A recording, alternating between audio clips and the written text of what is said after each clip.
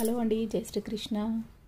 మనము చేతులు కుట్టుకునేటప్పుడు ఈ చిన్న టిప్పు పాటించండి. మీరు ముందుగా మనం పేపర్ కట్ చేసుకొని పెట్టుకుంటే కనుక లైనింగ్ పీస్ లేదా మెయిన్ పీస్ పైన అన్నీ కరెక్ట్గా ఉన్నాయా లేదా తెలుస్తుంది. అదొక టిప్.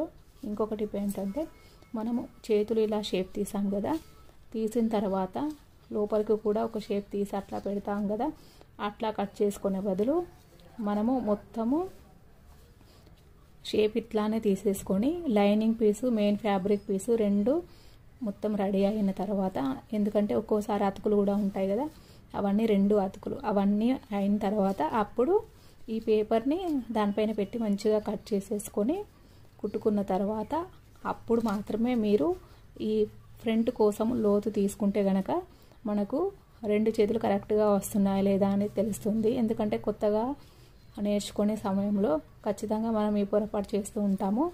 రెండు లెఫ్ట్ సైడ్ లేదా రెండు రైట్ సైడ్ వచ్చేలాగా చూసుకుంటాము. అట్లా అంటే రెండు ఇలా సీదా పెట్టేసి రెండు ఇట్లా కట్ చేసేసామనుకోండి, క్లాత్ ప్లెయిన్ది అయితే మనము ఏదో ఒక రకంగా అడ్జస్ట్ చేయొచ్చు. కానీ ఒకవేళ డిజైనర్ది అయితే కనుక మళ్ళీ మొత్తం విప్పి మళ్ళీ చేయాల్సి ఉంటుంది కదా. అందుకని ఈ టిప్ అన్నమాట. ఒకవేళ నచ్చితే కనుక లైక్ చేయండి, షేర్ చేయండి, సబ్స్క్రైబ్ చేసుకోండి. ధన్యవాదాలు.